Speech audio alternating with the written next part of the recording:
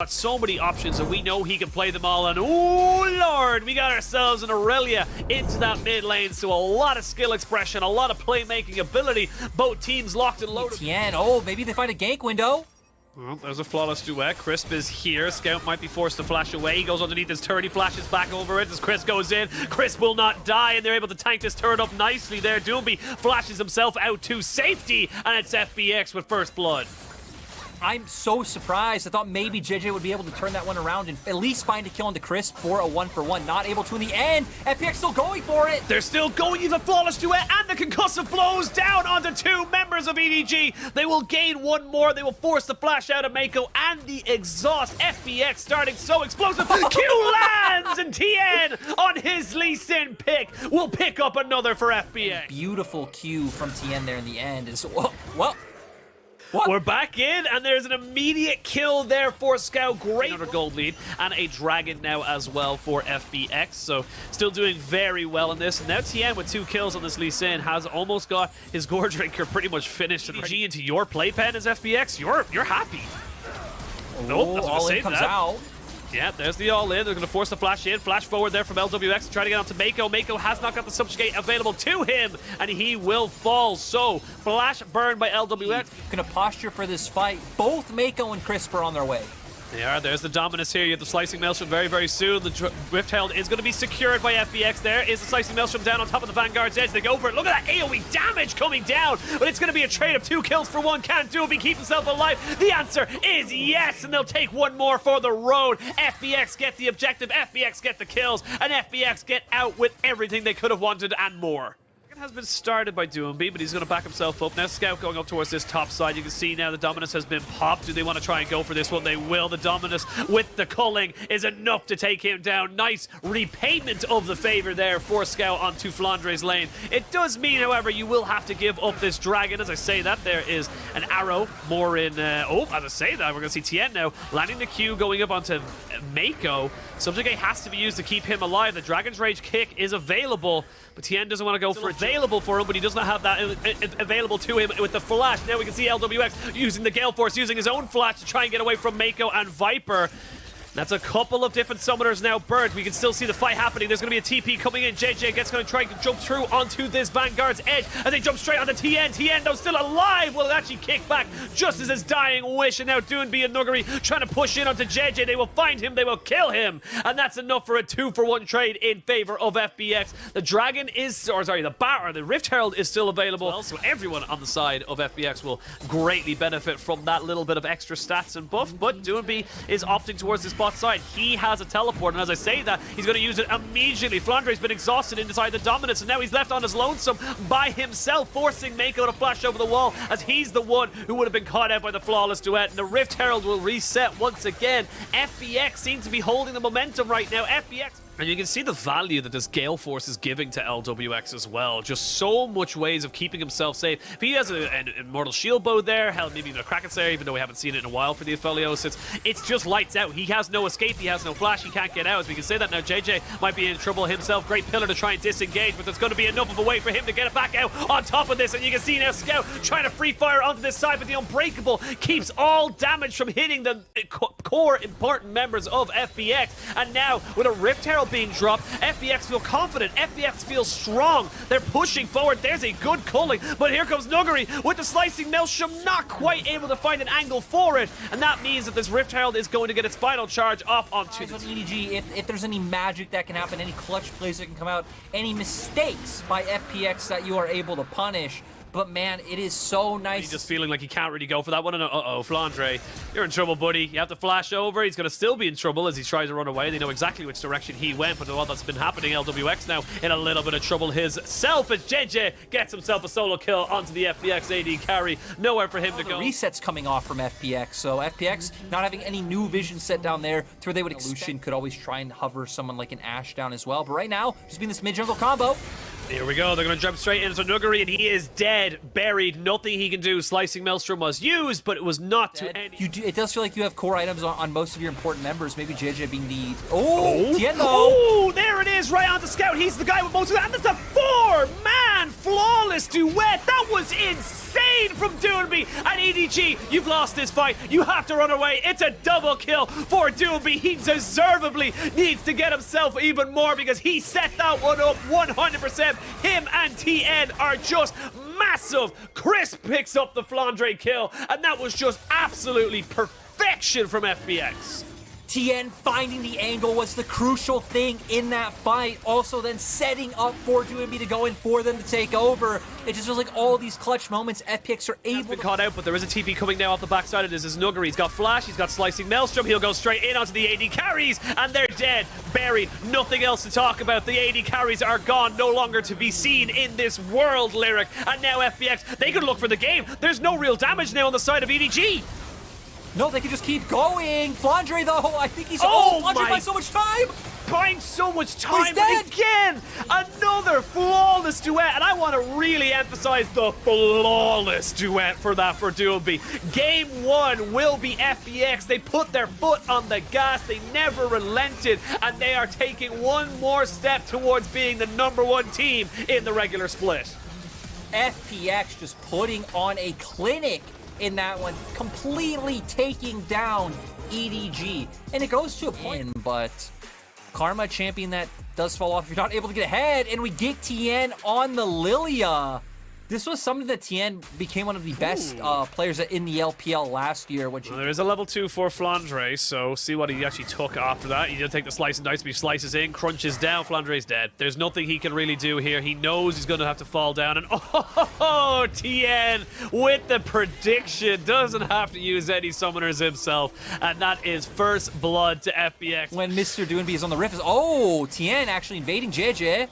JJ does not have Flash, and I actually think TN is the one who's going to be able to come out on this one on top. Yep, he got himself a smite down, which means that JJ has nowhere to go. Doonby gets jumped onto, but that's just not going to be enough there for him to get out. And TN, oh, this is going to be a bit of a jungle diff right now, as we can see JJ just struggling to do anything about it. LWX, what are you doing?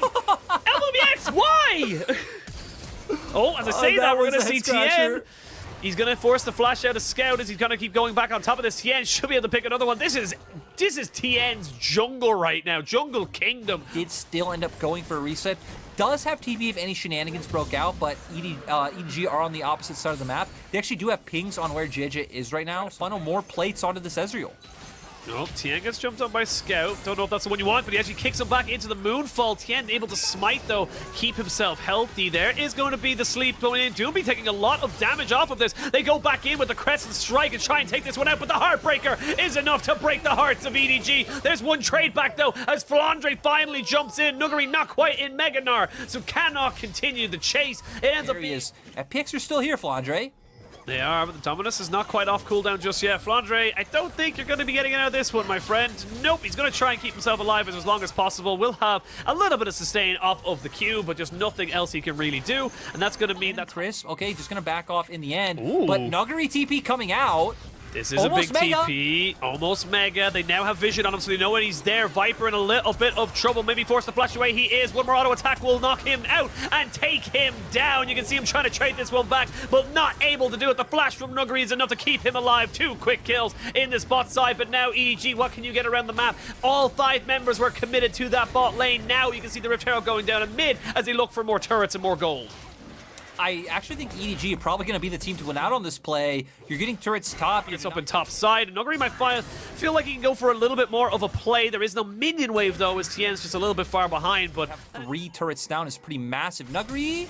The TP on the backside of this, though. Nuggery is dead. They may look to try and turn this back on the TN. They've actually waiting for him to fully commit. It's all a bait. It's all a ruse. He goes in with the Heartbreaker, only to have his heart broken himself. Scout is here, misses the Q, so doesn't have the extra execute damage. And with the powerful in terms of straight up damage for a very, very long time. Still yet to build any of his components for his Mythic or even a straight up damage item. So going for more the utility. Set up, right? Pathing from bot to top, setting up these top lane turrets, and actually ending up getting 2 from how many resources FPX did put into the bottom lane. FPX still going to try and respond, but like you highlighted, EDG just going to have full control of that top side jungle. walking into the hefty trade off the back of it, and Nuggery's feeling fine about it, but I don't know if you want to fully commit to this one, Nuggery. The rest of EDG are moving forward really quickly towards you. He is eventually going to go mega, but look at the damage already onto this tank. He's going to get megaed out. JJ picks up his second kill, and with 30 seconds until this dragon spawns, not a great start for FPX. No, but FPX very clearly opting into the gold trades on the opposite side of the map. Gonna just try and get this top turret down. We see LWX picking up camps around mid lane. They know that they cannot fight EDG right now. It just isn't in the cards. A lot of these positions where EDG have been making these cross maps, and EDG just continuously getting more. Ooh, I think it's double TP. It is a double TP. We talked about the creativity of FBX and Duobi as the rest of EDG trying to run away. They do not land the swirl seed as a TP gunner coming in now. There is a 3-man sleep. Actually, only a 2-man sleep as the rest of them go in. 3-man moonfall, though. And oh, the AoE is just so much. Viper trying to go toe-to-toe with Tien, and he will take him down. The only person left is LWX as he's finally done. EDG may look to try and crack open the base as well as take the dragon.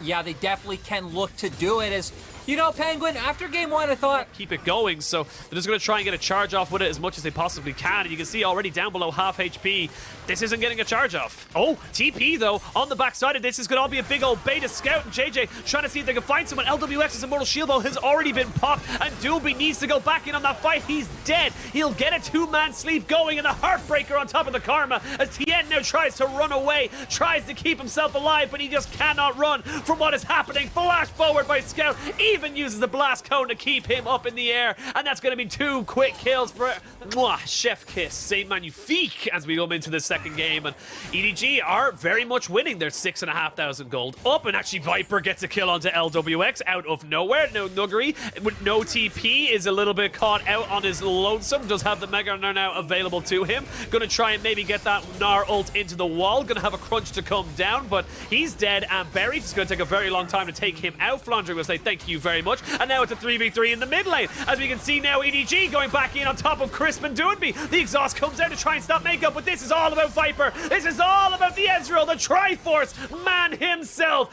Gets himself another 2 kills. And that's EDG firmly in control, running towards that Baron. They are wiping the floor with FBX in game 2. And when you give Viper and Mako champions that can win their lane, can find an advantage, they're so easily able to take over the game. Viper doing such a good job so far on this Ezreal. And FPX, we said it coming into the day, they have the fastest average game time in the LPL. This is part of the reason. Part of the reason is game 1. When they win, they win. Items onto Viper as Nuggery takes about a third of his HP with the True Shot Barrage. And now FBX, they got vision control, but they have to concede it. They can't keep it going right now as Viper just ease over aggressively. Still has Flash, still has Cleanse, and Mikhail's Blessing onto his support as Crisp has been caught out. The TP going to be committed here by Flandre, but there's another great flank coming in from JJ. 2 kills for Flandre as Viper takes on the jungle of FBX and comes out the better of the two. Doonby going to look to try and maybe flash over the wall. There he goes. He's not going to be able to escape though, and that's going to be 3-4 kills for the side of EDG. They don't need the dragon. They can push in the waves. Honestly, they can end the game. Yeah, I mean, they have the waves available. I'm going to be curious to see if they can end Penguin, because death timers still are not that long, because it is still extremely early. But they have Poke, they have Siege, they have the minions in the Baron. They can look to do it. They can. They've cracked open Inhibitor 1. They're going to look to crack open Inhibitor 2, back themselves up, take the dragon. This is classic EDG. They don't want to risk it. Even a TP committed here from the side of EDG to try and make sure there is no escape. You can see Flandre not able to take the 1v1 just yet. Heartbreaker has been used. It's only Heartbreak for FPX. EDG going to be able to take that kill off of them. They've got themselves 12,000 gold lead. In mid as well.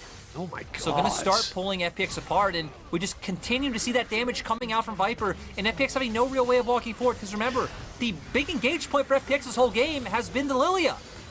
Yeah, it has been the Lilia, and it has not really worked out. The Lilia very much muted as the third and final inhibitor goes down. FBX now down to their final 2 Nexus turrets. Viper throwing in a barrage of Mystic shots. You get hit by 1 or 2 of those, you have to go back to your fountain. There is no if, buts, and maybes about it. Super Minions are not far away from streaming in, and EDG are not letting up the pressure.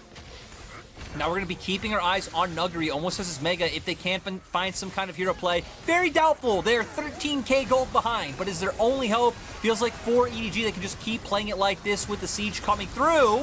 Oh, Flandre does get caught out a little bit, was forced to go into Dominus. You can see Viper eeing forward to protect his tank and say, look, all right, I may be a glass cannon, but I'm still a cannon. Eeing forward, has got a blue buff, so he's just totally happy to continue pushing this one out. So you can see Doonby forced to go into his Zhonya's. He now has no protection should he get caught out.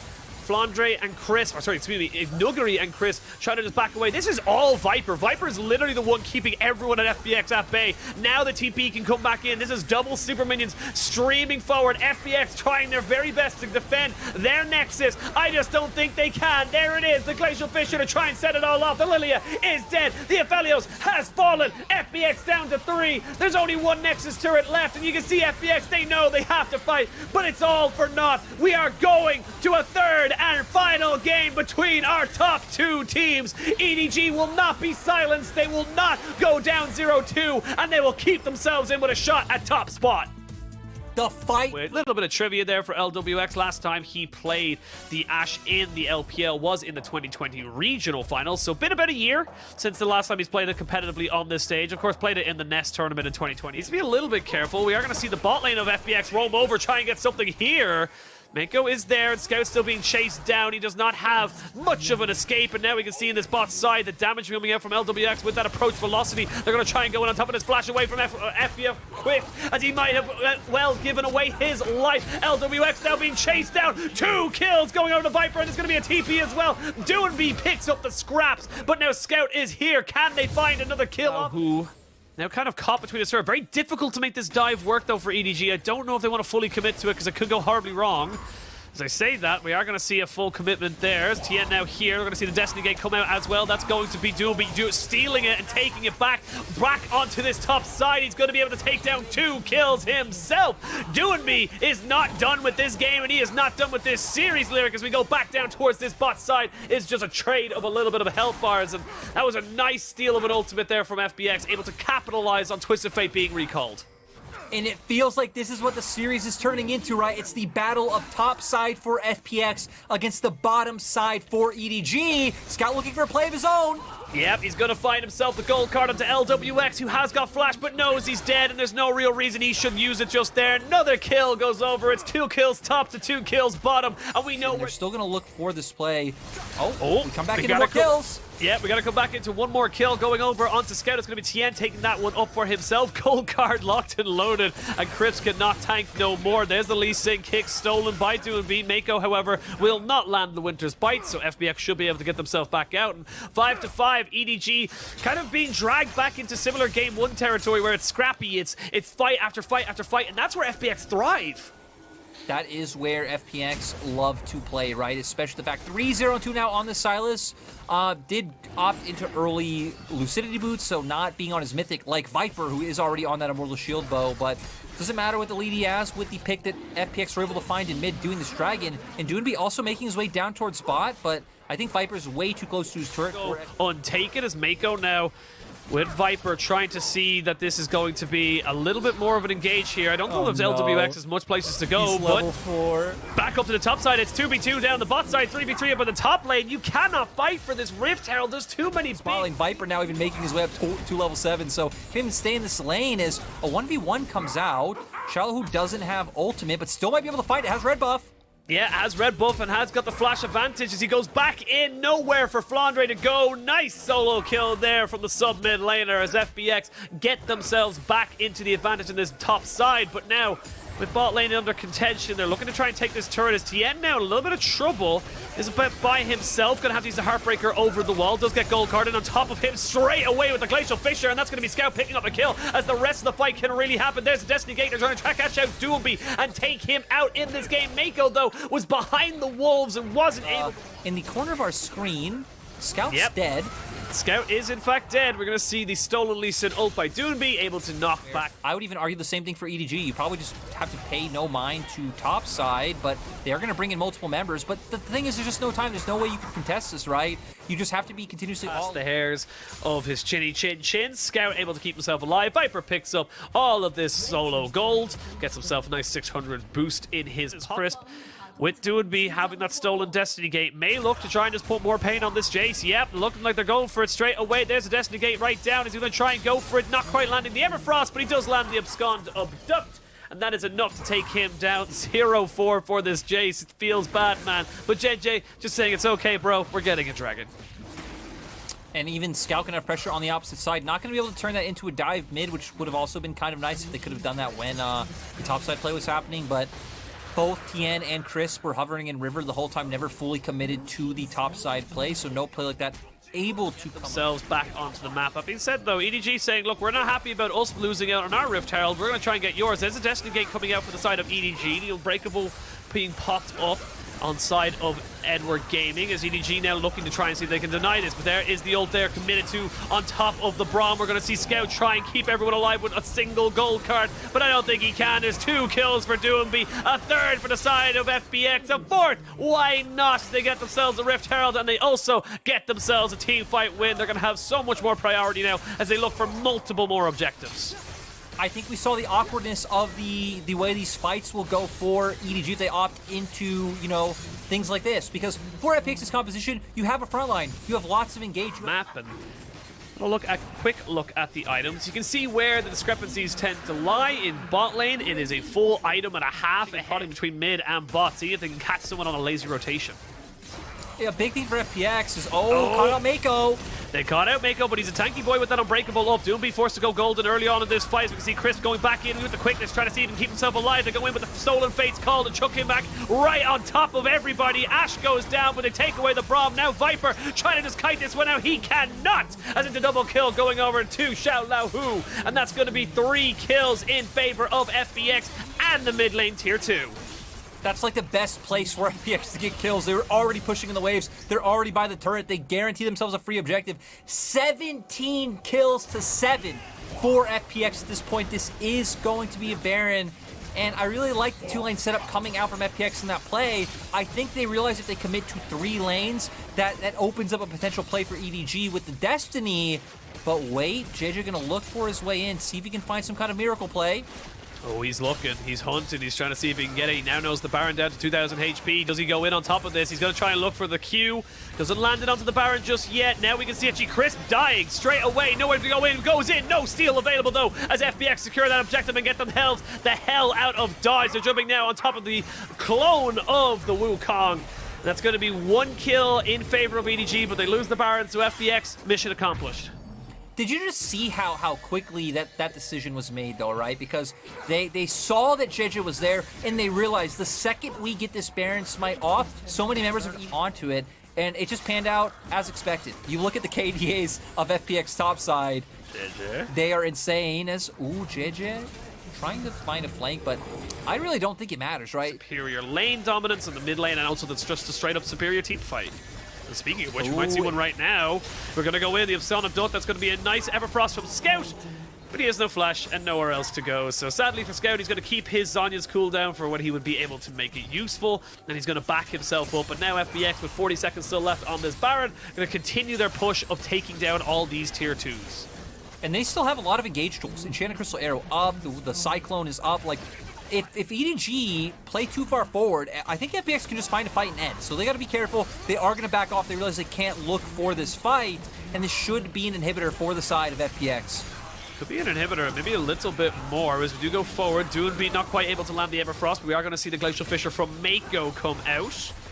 Actually, I do apologize. It was actually, no, it was both. It was Mako and Doonby both using their Glacial Fissures respectively as we go jump in on top of the fight. It's a 4v5 as of right now. JJ's the first one to fall. They're trying to get this Kalista going over the wall. It will find 1 kill as Doonby is not afraid. Doonby is going forward and knows that he's got the damage and the trust of his team behind him. FBX find 2 more kills off of that fight, and they may look to try and just end the game right here, right now. They're going to go back with Doonby. He's going to TP back into the mid lane, and they're going to look to try and take in another inhibitor.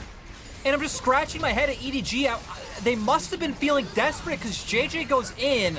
I'm wondering if he's trying to find the kick on Ash, finds the kick on... Knight versus Duo B, because that's just such a tantalizing matchup. Yeah, if we don't get it at some point in a best 5, it would be quite sad. As FPX, once again, they have supers in topside. They can just play out through this 2-lane setup again, not give windows for any type of, like, global play from the Twisted Fate to catch out one side when you do have members like Tien hovering between both. Shallow now going to link up with mid to make sure that they can get this inhibitor. And I wonder if they're going to wait for bot wave to come in or just look to play with these 2 waves. Doesn't look like they can. EDG are still playing really safe. Yep, EDG planting themselves between their 2 Nexus turrets and saying, we shall not be moved. As now they look to try and just defend the rest of their base. Good poke coming in from Flandre to try and get something down, but like I said earlier, Tien's a tanky boy. He's going to be pretty okay with this. Good wave clear here from Viper as he has gone with the ultimate, is going straight back on top of him. The Cyclone is enough to take down JJ's eye. Viper is still alive. He's looking to try and keep himself there, but it's not enough. It's going to be 2 kills for the Wukong. Another kill. 5 on the board for FBX. They will take themselves the full ace. I was going to say it was clean, but not quite, as Tien does fall. FBX will finish off the game how they started this series, with a win atop the LPL and your #1 seed for summer 2021. We got to see standout performances